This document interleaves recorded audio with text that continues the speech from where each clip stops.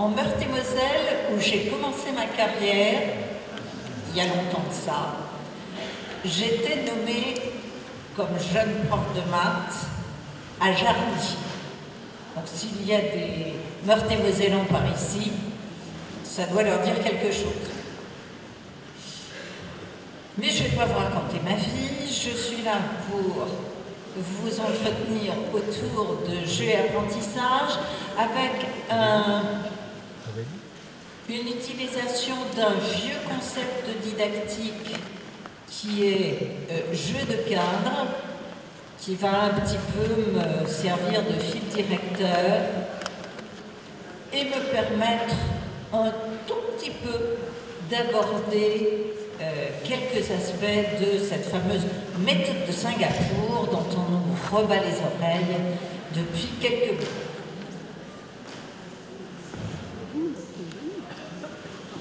Alors, comme l'a rappelé ce matin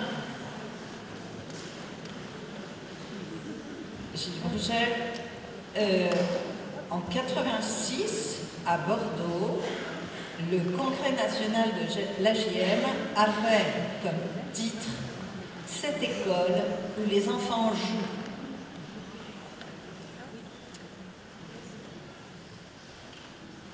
L'idée reprenait une remarque de Pauline Kergomar, le jeu et le métier de l'enfant. C'est aussi ce que nous avons entendu ce matin dans la première conférence.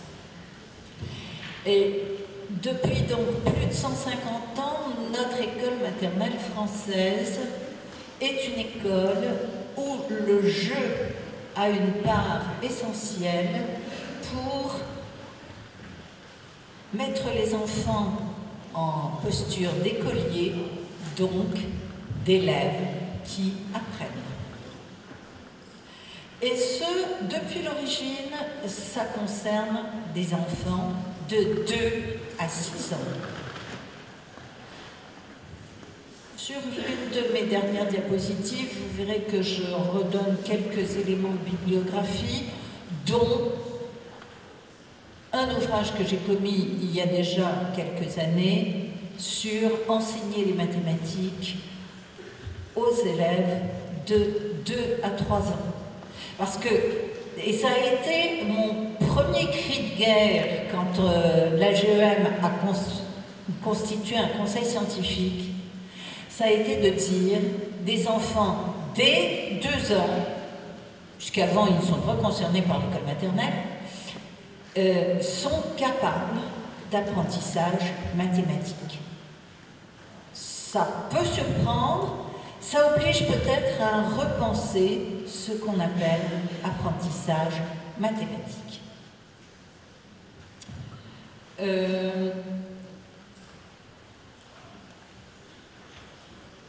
4 parties dans mon plan. La première partie, pour ne pas être trop redondante par rapport à la conférence de chez Pogère ce matin, qu'est-ce que c'est que jeu? Qu'est-ce qu'on entend par là? Ensuite, vous donnez quelques éléments autour de ce concept de jeu de cadre et montrer que le jeu, qui est un moment où on est dans un réel fictif, mais un réel qui est bien concret, qui est du vrai réel, qui n'est pas du réel représenté,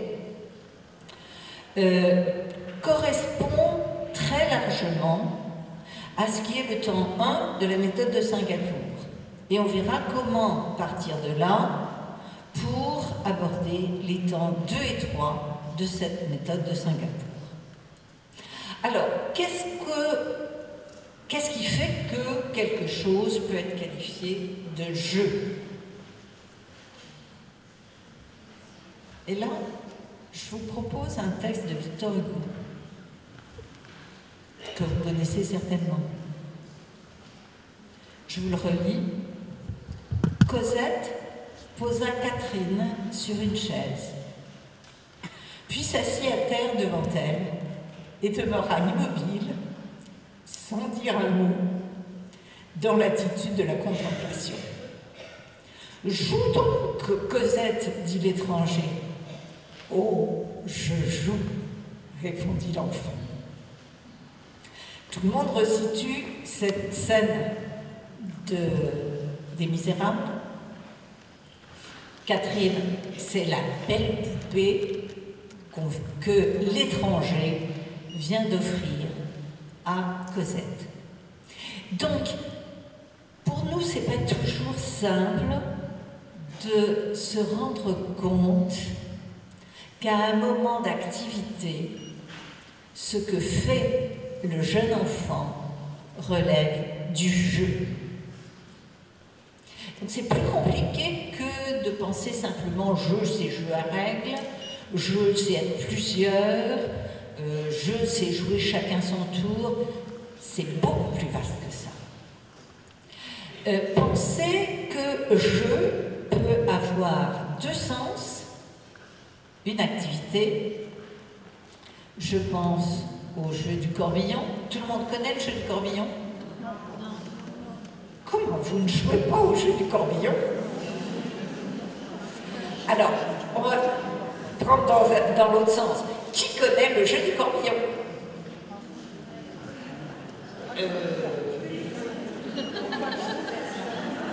Alors, on va essayer de jouer. Je vais bien voir. Dans mon corbillon, qui mettons? Un ballon, d'accord. Mais une balle, non. Quoi d'autre? Des bonbons. Un cornichon, oui, mais pas une courge, ni de la moutarde. Ok? Donc là, on est bien dans une activité. Il y a quelque chose qui relève du jeu, indépendamment du fait que ça s'appelle le jeu du corbillon.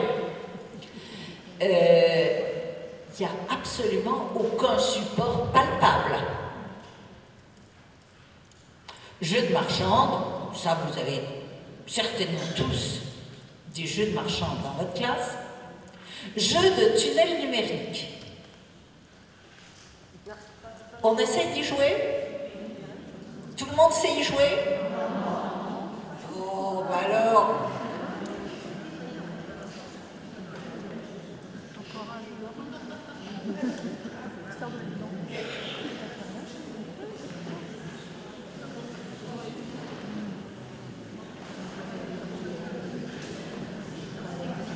Merci, Bic, pour le paravent dont j'ai besoin. Donc, pour jouer au jeu de tunnel numérique, on va défiler la cantine numérique. Ça va pour tout le monde? Pour des élèves, il faudrait peut-être que j'explique 1, 2, 3, et vous savez, hein, la suite. Ok. Donc, on est en fait sur un jeu d'apprentissage, de mémorisation, hein, de stabilisation de cette mémorisation. Parce qu'on en a comme un besoin de la cantine numérique. Alors, on va le faire en chœur et en rythme. Parce que je veux pas qu'il y en ait qui carapatent comme des lapins, 1, 2, 3, 4, 5, 6, 7, puis d'autres il n'y a pas de tortue, 1, 2, donc je donne le rythme. Ok? Tout le monde est prêt? Oui. Alors, juste encore un truc. Quand vous voyez ma main devant le paravent, vous dites le mot qui vient tout fort. Si vous ne voyez pas ma main, vous le dites dans votre tête, mais pas tout haut. Ça va? On y va. 1, 2, 3, 4, 5. Et voilà. Et qu'est-ce qui se passe là? Tout le monde se met à rire. Parce qu'il y en a qui sont, mais on est dans un jeu. Donc se tromper, ça fait partie du jeu. Ok? Bien. Jeu du petit cochon pendu au plafond, je pense que tout le monde connaît aussi. Qui a l'audace de me dire qu'il ne connaît pas le jeu du petit cochon pendu au plafond? Bon, ceux qui ne connaissent pas viendront voir la fin, j'en ferai une leçon particulière.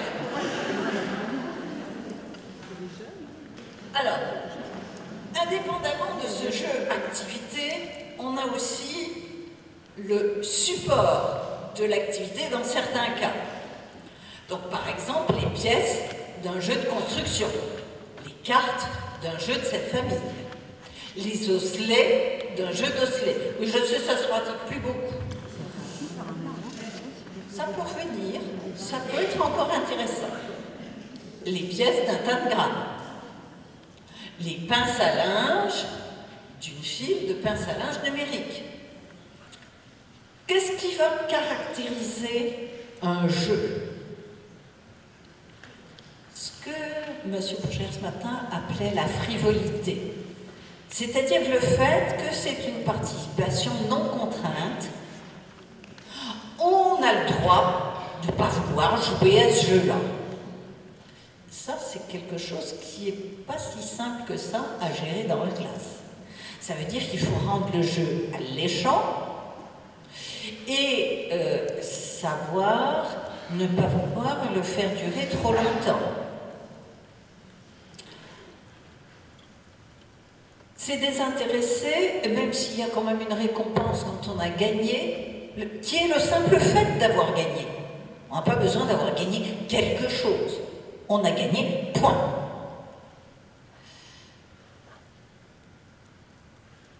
Il y a des règles, même si elles ne sont pas explicitées. Vous avez vu qu'en jouant au jeu du corbillon, vous avez pigé le truc. Il y en a qui n'avaient pas compris comment ça marche le jeu du corbillon. Non, ne dites pas ça quand même. C'est vrai qu'avec vous, je n'ai donné que 2 ou 3 exemples.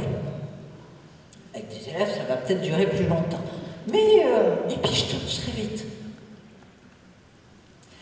Et là, on va se rendre compte d'ailleurs qu'ils formulent des hypothèses sur comment ça marche, pourquoi ça marche. Alors, 2 types d'enjeux, soit gagner, soit réussir. Et dans les 2 cas, gagner ou réussir, c'est se faire plaisir. Parce qu'on joue pour se faire plaisir. Pas l'oublier, c'est quand même une part importante de l'aspect jeu. En même temps, agir pour comprendre. C'est ce en quoi le jeu est un bon outil pédagogique pour l'enseignant. On va agir dans un espace de liberté parce qu'on est dans un réel fictif.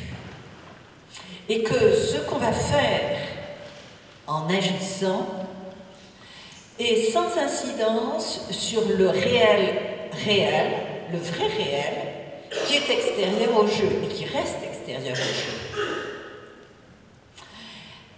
Quand on joue, on agit pour augmenter son espace de liberté.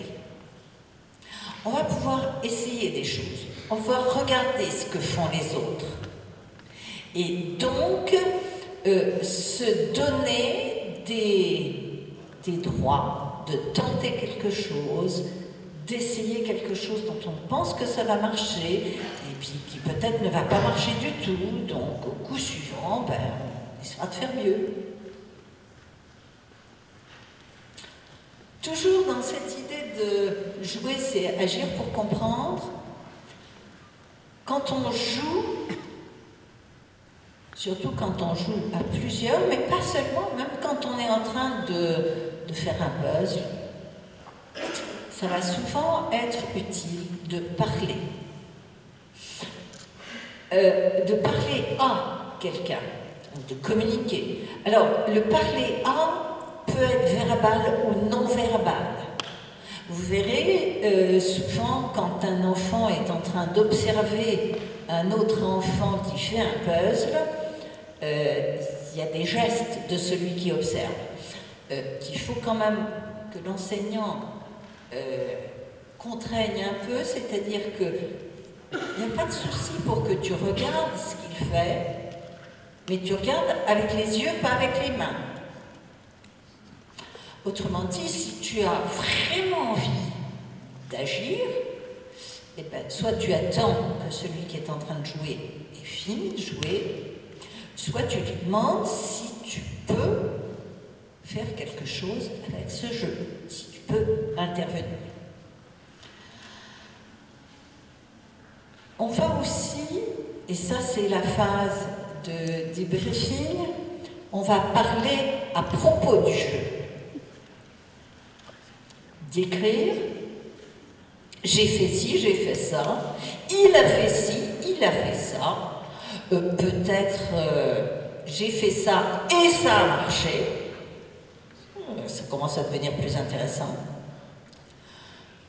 Autrement dit, là on est dans cette phase dont j'ai reparlé tout à l'heure, en toute dernière partie, qu'on appelle parfois mettre un haut-parleur sur ses pensées. Que quand l'élève, quand le joueur joue, c'est rarement aléatoire. Donc ça veut dire que pour moi, finalement, les jeux de grattage, c'est pas vraiment des jeux. Donc, quand on joue, dans ce qui fait que ce qu'on est en train de faire est un jeu, de mon point de vue, eh bien, quand on joue, on pense. Autrement dit, le fait de parler de ce jeu, ça permet de tirer au clair ce à quoi on a pensé. C'est pas toujours très facile, hein. Évoquer, c'est souvent d'abord essayer de refaire les choses, de les mimer, donc là on est dans de l'explication non verbale. Et puis, ça va permettre aussi de commencer à cheminer vers l'abstraction, justement par une représentation mentale. Quand on évoque, on revient en arrière, coup de projecteur sur ce qui a été fait, ou quand on anticipe, quand on fait un arrêt sur image dans un jeu, vous savez que vous arrêtez le joueur, tu t'arrêtes là, tu fais pas, et tu nous dis ce qui va se passer. Alors, au début, ce qui va se passer, c'est ben, il le fait. Parce qu'il n'y a pas moyen de faire autrement. Et il le fait complètement. Et puis, dans une autre étape, il va faire semblant de le faire. Et puis, dans une troisième étape, il va être capable de mettre en mots.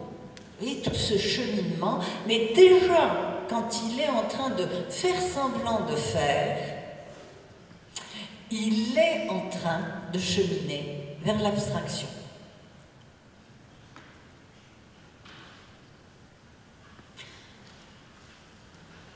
J'ai essayé de ne pas être trop redondante par rapport à la conférence de ce matin. Vous me direz après si c'était exactement. Qu'est-ce que c'est qu'un jeu de cadre? Alors, je vous reprends la citation de l'auteur.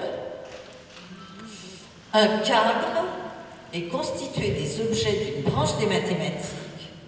Vous êtes commencé à être en train de faire des grimaces. Des relations entre les objets, je sens que les grimaces augmentent, de leurs formulations éventuellement diverses et des images mentales associées à ces objets et ces relations. Je ne vais pas commenter, je vais vous donner un exemple. L'idée de cadre, je vous donne quelques exemples, cadre numérique, cadre des grandeurs, cadre graphique, cadre géométrique, tout ça, on va le voir sur un vrai exemple. Hein. Par exemple, la proportionnalité. Oui, je sais, proportionnalité en maternelle, pas vraiment, c'est plutôt cycle 3. D'accord, puis ça a dû vous laisser de très très mauvais souvenirs. Parce que, ouais, il y a bien du quelque chose qui ressemble à plus qu'il y en a, mais c'est plus compliqué que ça. Et on va le regarder dans différents cadres. Quand on apprend, s'il y en a parmi vous qui ont un peu fait du va-et-vient entre cycle 3 et cycle 1, vous savez qu'on regarde aussi bien des tableaux de proportionnalité, mais qu'on le fait aussi à partir de grandeur. Si je paye 3 € pour 4 baguettes. Combien est-ce que je vais payer pour 12 baguettes? Est-ce que si je demande pour 6 baguettes, est-ce que ça va le faire? Ça va peut-être pas être simple. Bon, vous voyez un petit peu l'idée. Hein, les grandeurs, c'est des nombres avec des unités. C'est des mètres, c'est des kilomètres, c'est des litres, c'est des grammes, c'est des euros. Tout ça, c'est des grandeurs. Il y a un cadre graphique. Alors là, vous êtes en train de vous dire « Ah oui, la proportionnalité, le machin comme ça ». Éventuellement, il y a peut-être aussi une étude de la proportionnalité dans le cadre géométrique, pardon. Tout ce qui est agrandissement et réduction. Bon, proportionnalité, on est d'accord, c'est le cycle 3. On va revenir sur autre chose, sur quelque chose que vous pouvez pratiquer au moins en grande section de maternelle, peut-être même un tout petit peu avant, mais vous allez voir, mon exemple est plutôt un exemple de grande section. Jeu de Lucky Luke, ne me dites pas que vous ne connaissez pas. Bon. Si je vous demande montrer 8, alors, je croyais que Lucky Luke, c'était celui qui sortait ses doigts plus vite que son ombre. Donc, il y a un certain nombre qui doivent être en train de montrer gentiment devant soi pour que personne d'autre le voie, alors que le principe du jeu de Lucky Luke, c'est qu'il faut que ce soit très visible. Donc, montrer 8, bah, souvent, mais pas toujours, c'est montré comme ça. Ce qui est tout à fait raisonnable pour montrer 8. Ça va pour tout le monde? Ou il y a de la contestation dans l'air? Alors, il y a de la contestation dans... De quel point de vue? C'est une des possibilités. On est d'accord sur le fait que celui qui a montré ça, il a bien montré 8. Mais ce n'est pas la seule façon de faire. On est d'accord. Le problème n'est pas là. Là, je vais, comme tout à l'heure avec mon histoire de tunnel numérique, introduire une contrainte supplémentaire. Je veux montrer pareil sur les deux mains. Et alors là, ce qui va être très intéressant, c'est de regarder comment l'élève passe de son premier montré 8 au deuxième montré 8. Il y en a qui vont tout cacher, réfléchir dans leur tête et donner une réponse. Il y en a d'autres qui vont s'y prendre autrement, qui vont partir de ce qu'ils ont fait, puis se dire, là, j'ai pas de petit doigt, mais là, j'en ai un, donc je vais enlever celui-ci et le mettre sur l'autre main. Mais si je le mets comme ça, c'est peut-être pas tout à fait la même chose, donc là, je vais le faire comme ça. Et là, c'est bien pareil sur les deux mains. Il y en a qui vont vous dire, oui, mais là aussi, c'est pareil sur les deux mains. Mais ce n'est pas le même pareil. Donc, là, on voit des différences de niveau de conceptualisation. Je vous prends un autre exemple. J'ai des bandes à poids. D'accord? Donc, j'ai donné à chaque élève une bande à poids. Les poids peuvent être posés à peu près aléatoirement ou être organisés. Et puis, je donne à chacun une petite languette. Une baguette. Un cure-dent, si vous préférez. Sauf qu'un cure-dent, ça peut être pointu, ça peut être... Bon, donc une petite languette de papier ou de carton. Donc tout le monde se voit avec l'une de ces deux bandes à poids et une baguette. Et comment placer la baguette pour avoir autant de poids de chaque côté de la baguette?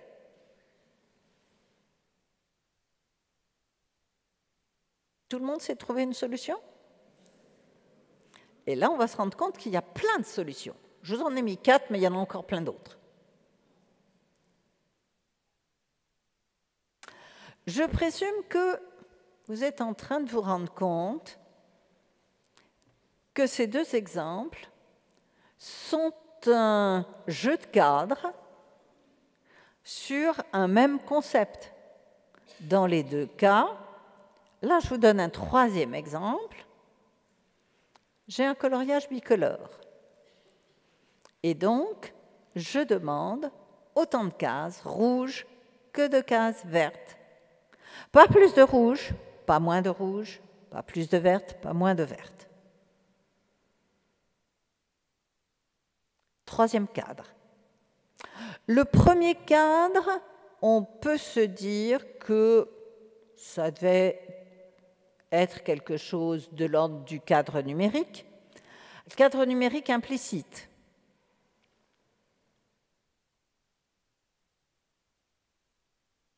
Dans les trois cas, on est sur du partage équitable, maximal. Donc, dans les trois cas, on est sur de la division par 2 avec reste nul. Je rappelle, parce que ça c'est quand même important, que pour toute division euclidienne, il y a un reste. Mais le reste peut être nul.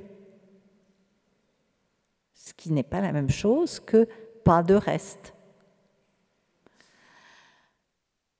Donc là, le fait de passer d'un cadre à un autre amène à chercher des relations entre les différents cadres pour aboutir progressivement à construire l'idée, le concept commun.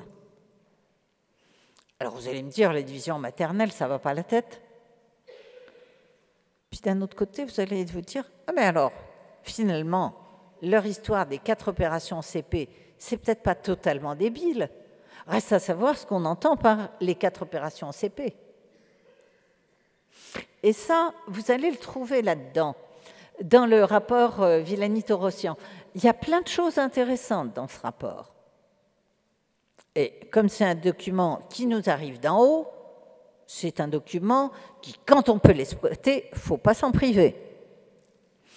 Et là, page 29, je lis « Les jeux de groupement et de partage pratiqués dès l'école maternelle ouvrent la voie aux décompositions multiplicatives des nombres, en plus des décompositions additives. » Autrement dit, quand on veut en mettre plein les yeux, on peut trouver des mots savants pour parler de quelque chose de très simple.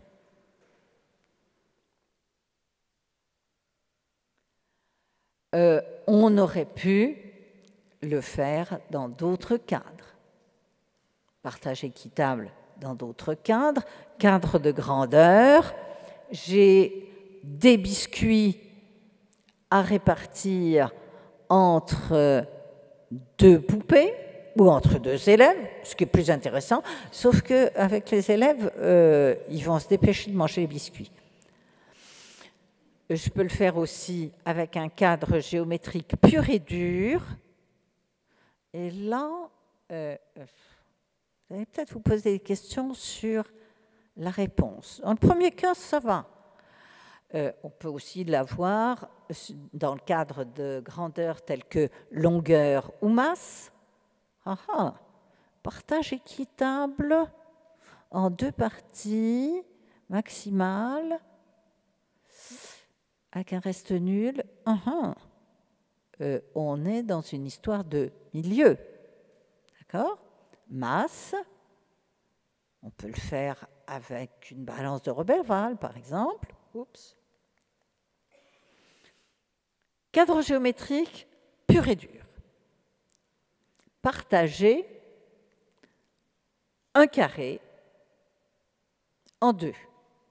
Bon, là, j'ai 2 partages qui sont bien équitables, où on a bien du partage maximal.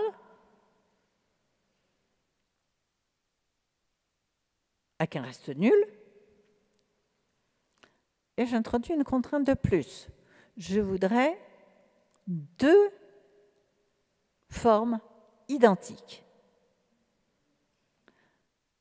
Ça, on avait. Je voudrais que les 2 formes identiques soient des carrés.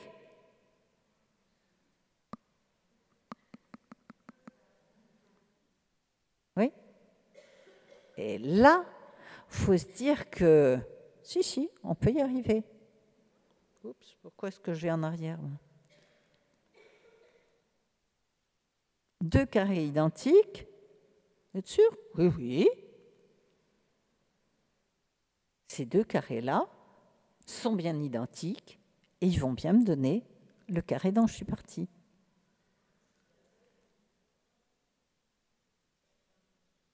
D'accord? Je coupe le deuxième carré en 4 et je mets les 4 morceaux autour du premier. Ah ah! C'est rusé.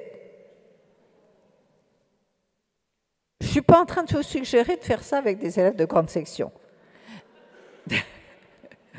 Encore que, il y en a pour qui ça ne va pas poser plus de problèmes que ça. Mais ce que j'essaye de vous montrer, c'est cette histoire de jeu de cadre. Et que donc ça permet de visiter un concept avec des emballages extrêmement différents. On n'est pas obligé de prendre le plus d'emballage possible. L'avantage, quand on est en présence d'élèves, et pas comme ici en train d'évoquer des élèves fictifs, c'est qu'on va pouvoir regarder les réactions des élèves et voir combien d'élèves ont besoin d'un 3e cadre ou d'un 4e cadre pour arriver à se faire une idée de vers où tu nous emmènes. Alors, revenons maintenant au lien entre cette histoire de jeu de cadre et la méthode de Singapour. Premièrement, je ne suis pas là pour vous vendre la méthode de Singapour, ni même pour vous faire tout un chapitre sur la méthode de Singapour. Je pense que je n'en ai pas la compétence, que je ne connais pas suffisamment la méthode de Singapour, et que ça ne me paraît pas être le plus passionnant. Ce qui m'intéresse, c'est essentiellement de prendre appui sur ce qu'il en est dit dans le rapport Villani-Torossian.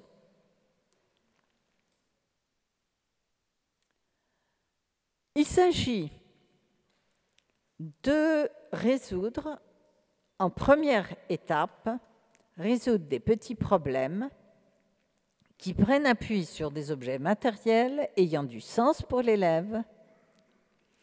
Et le fait de partir de problèmes portant sur des objets, ça facilite la mise en mots de la stratégie de résolution. Autrement dit, ça va permettre à l'élève de prendre conscience de son raisonnement. Au départ, il va faire les choses sans essayer de mettre en mots. Quelque chose qu'on peut qualifier d'intuitif. Et ça sera dans les étapes 2 et 3 qu'on va essayer d'amener à passer d'une résolution pifométrique à quelque chose où il peut attraper son raisonnement, s'en rendre compte. Alors, ne pensez pas uniquement à l'exemple que j'ai donné précédemment, mais de manière plus générale, à prendre un point de départ avec des jeux. Si on choisit des jeux qui portent sur des objets matériels, ce qui est quand même souvent le cas, on va justement avoir ce point de départ concret, du vrai concret, hein, pas du concret représenté dans une image. Donc ça va donner du sens pour l'élève, puisqu'il va pouvoir faire des choses, agir, se rendre compte de ce que donne son essai, si ça a l'air de faire avancer l'histoire ou pas. Le fait que l'élève va pouvoir observer, essayer différents coups, et toujours dans cet espace de liberté de notre réel fictif qui est le jeu, pouvoir prendre des risques en toute sécurité. Vous voyez que je n'ai pas peur des oxymores. Alors, je vous ai montré pour le 8 un exemple de raisonnement mis en mots. Pour le partage bicolore, ça peut être j'ai pris un rouge, j'ai pris un vert, plouc. J'ai pris un rouge, j'ai pris un vert, plouc. J'ai pris un rouge, j'ai pris un vert. Et puis, avec des gestes, je montre ce que j'ai fait. Pour arriver après à ne pas faire de gestes, mais à seulement dire. J'ai mis une gommette rouge et une gommette verte et j'ai recommencé. Pour ceux qui se posent des questions sur l'initiation à la programmation, là, on est sur une boucle récursive. Okay ? On peut faire ça dès la maternelle, oui. Mais là encore, on a mis un mot hyper savant sur quelque chose de très simple, mais qui va être intéressante à pointer, à amener les élèves à prendre conscience de ce qui a été fait. Alors, ça amène à se dire que jouer à un jeu, c'est bien, approfondir un jeu, c'est une bonne idée. Avoir un faisceau de jeux qui brode sur le même thème, ça fournit justement ce jeu de cadre qui apporte des éclairages différents, parce qu'on a des contextes différents, parce qu'on va avoir des procédures qui sont perçues comme différentes. Elles ne sont peut-être pas si différentes que ça. Mais est-ce qu'on pourra arriver à se rendre compte qu'elles ne sont pas si différentes que ça? Ça, ce n'est pas gagné. Et ces différents jeux qui convergent vers un même concept, ça va faciliter la prise de conscience des relations entre les différents contextes. Parce que quelque part, il y a un élève qui va dire « Ah oui, c'est comme l'autre jeu, sauf que… » Alors, sur le plan du français, c'est « kata chez kata ». Parce que si c'est pareil, c'est pas « sauf que ». Mais quand il explique ça avec ce genre de formulation, vous pouvez vous dire, ce gamin-là, il est en train d'abstraire, même s'il ne peut pas arriver à le mettre en mots de façon fine.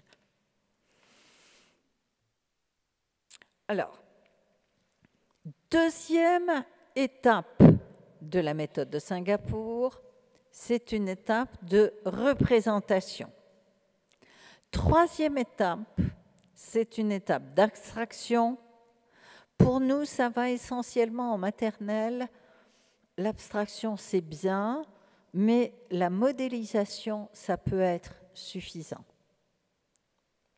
Alors, qu'est-ce que j'entends par là? Dans le temps 2, la représentation. On peut avoir soit une représentation orale, mettre des mots sur quelque chose, c'est représenter une situation, c'est être obligé d'abstraire. Ça peut aussi être une représentation imagée. Mais là, il va falloir faire attention à qu'est-ce qu'on met derrière l'idée de représentation imagée. Parce que la représentation imagée, s'il s'agit de dessiner ce qu'on a fait, la plupart du temps, ce que les élèves vont essayer de faire dans le dessin, c'est justement ce qu'on ne veut pas ce vers quoi on n'est pas en train de les emmener. Vers quoi est-ce qu'on est en train de les emmener? On essaye de leur faire dégager ce qui est essentiel, ce qui est commun, ce qui est caractéristique. Or, si on leur demande de dessiner, ils vont dessiner tout sauf du caractéristique. Ils vont dessiner, par exemple, les épines sur les tiges des roses. Alors qu'en fait, quand on est en train de parler de roses, ce seraient des marguerites que ça changerait probablement pas grand-chose. Et les épines sur les branches de marguerite, vous me montrerez. Hein? Et puis, si ce n'était pas des fleurs, ce serait peut-être aussi bien. Ça pourrait être des bols, ça pourrait être des tas d'autres choses.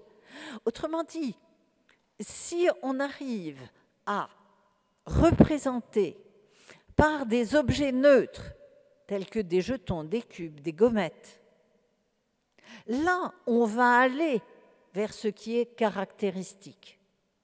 On ne pas se perdre dans les épines, dans les feuilles de salade qui permettent de savoir si la salade en question, c'était une laitue ou une endive. Ce n'est pas ça vers quoi on essaye d'amener l'élève. Donc, ce temps de représentation, si on va, et c'est complémentaire, il y a des élèves qui sont plus dans le verbal, d'autres qui vont être davantage dans la représentation que j'appelle imagée, bien que ça ne soit pas du dessin. Et là, il va être important que vous mettiez votre expertise au service de l'élève, en n'ayant pas peur de jouer l'imbécile.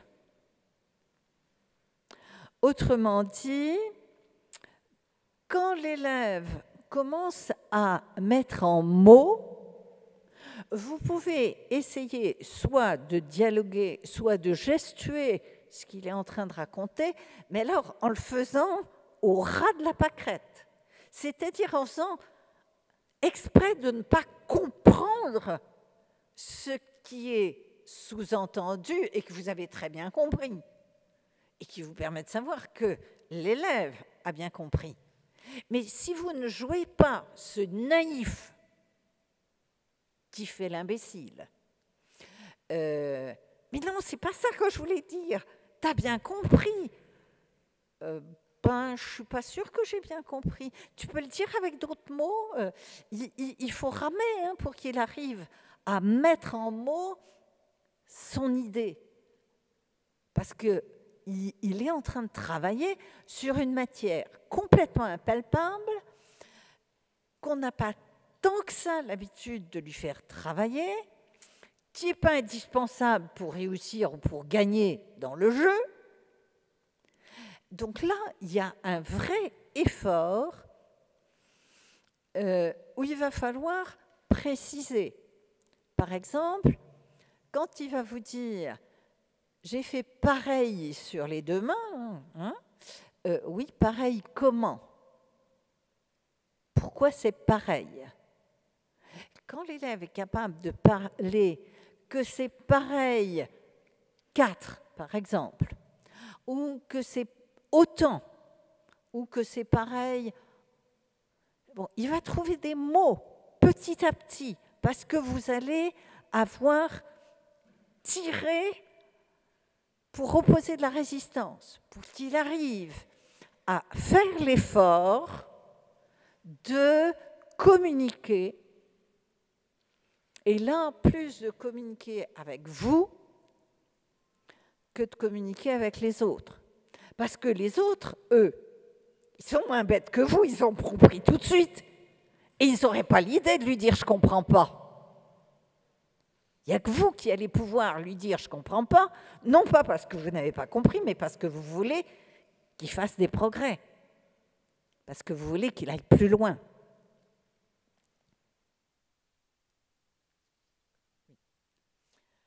Alors, passons maintenant à l'étape 3.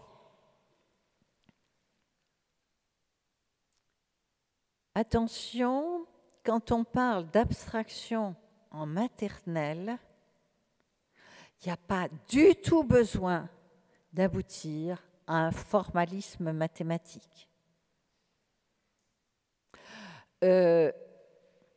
Si on veut arriver à l'idée que finalement, quand on a montré 8 comme ça, bah oui, j'ai 4 et 4, je n'ai pas du tout besoin d'arriver à 4 plus 4 égale 8.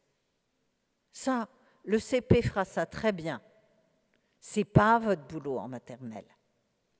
Par contre, l'idée de cette décomposition, qui est à la fois une décomposition additive, 4 plus 4, mais qui est aussi une décomposition multiplicative, c'est 2 fois 4. Oui, et l'inconvénient, c'est qu'on n'a pas 3 mains. Donc, pour le 9 à partager en 3, sur les doigts, ça ne va peut-être pas être facile.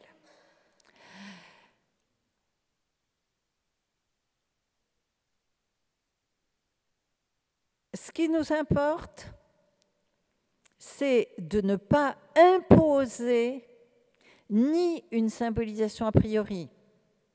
Donc, pensez à avoir suffisamment d'objets neutres différents pour que l'élève puisse aussi cheminer dans ses choix d'objets neutres. Quand on a une première étape où on va représenter des fleurs par des jetons, puis qu'un jour, un des élèves va, au lieu de prendre des jetons, prendre des cubes.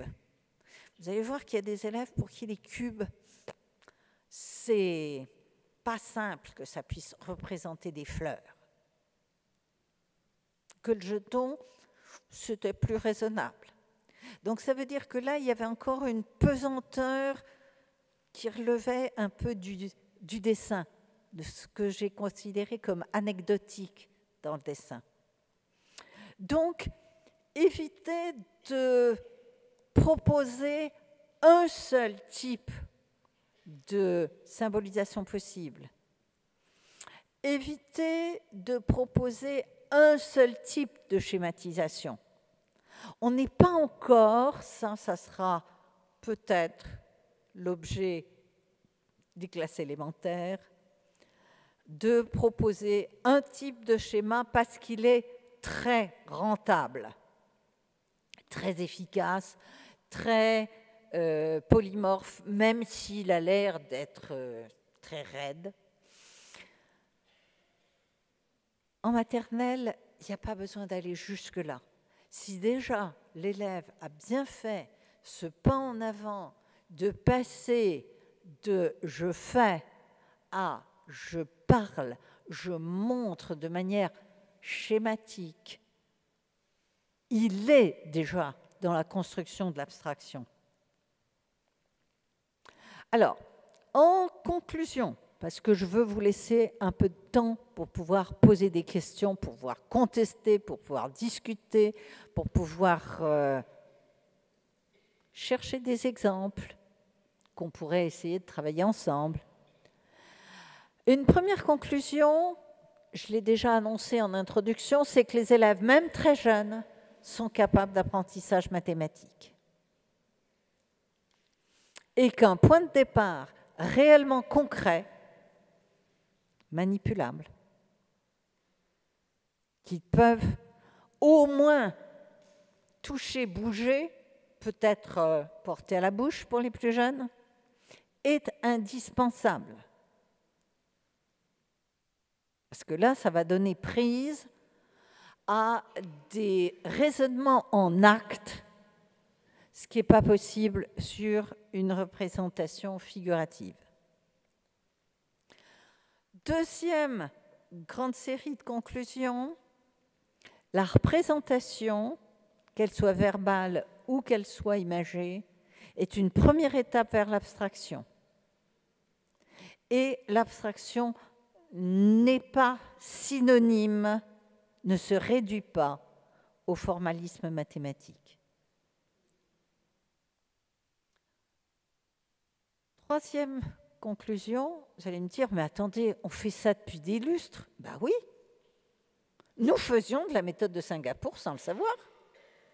Nous avons fait de la méthode de Singapour avant Singapour. Ben oui. Mais vous savez, on a toujours été pionniers en France. De toute façon, la méthode de Singapour ne se cache pas d'être une synthèse de choses qu'ils ont empruntées ailleurs.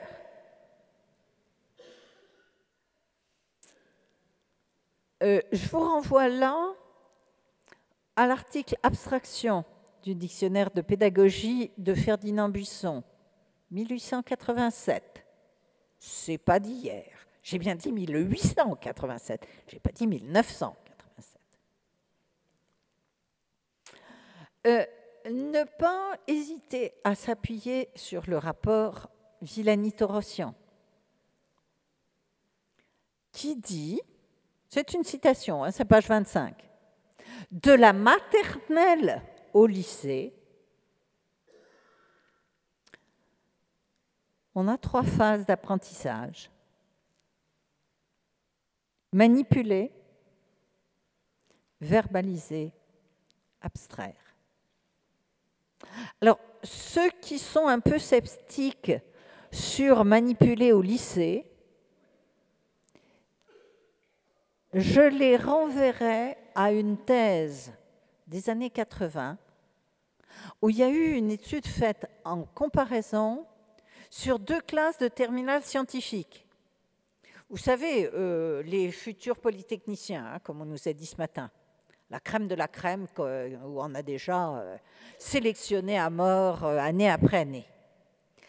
Et là, il y a eu une étude portant sur la géométrie dans l'espace. Dans un cas, c'était fait de manière traditionnelle pour l'époque, c'est-à-dire le prof au tableau qui faisait plein de dessins, les élèves qui essayaient de produire à peu près dans leur cahier, hein. Et dans l'autre classe, on avait des objets, des actions sur les objets, avec un dispositif qui permettait de faire des coupes bizarres dans du polystyrène. Alors aujourd'hui, ça serait strictement interdit, c'est dangereux, ça peut produire des petits flocons qui vont se loger dans les alvéoles pulmonaires, donc ça serait strictement interdit. N'empêche que les élèves qui avaient manipulé, eh ben, ils étaient bien plus capables que les autres de résoudre les mêmes problèmes de géométrie dans l'espace de type bac. Donc, même en terminale scientifique, la manipulation, ça a de l'importance. Donc ça, retenez bien cette histoire-là pour pouvoir vous défendre contre les gens qui disent « ouais, en petite section peut-être, mais après, il faut qu'ils apprennent à s'en passer ». Non. Apprendre à se passer de la manipulation, c'est à peu près comme vouloir courir un 100 mètres en n'ayant qu'une seule jambe disponible. Ça doit pouvoir se faire, c'est peut-être pas la meilleure des conditions.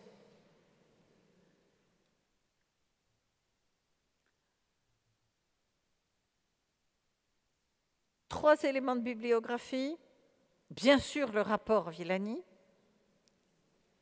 Si vous voulez en savoir un peu plus sur la méthode de Singapour, vous avez un article d'un auteur autorisé sur le sujet dans un cahier pédagogique et on trouve ça sur Internet. Donc, à noter méthode de Singapour et puis le nom de Monica Negoy, vous tomberez dessus.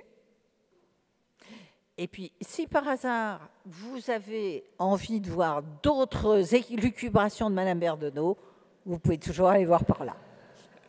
Je vous remercie de votre attention.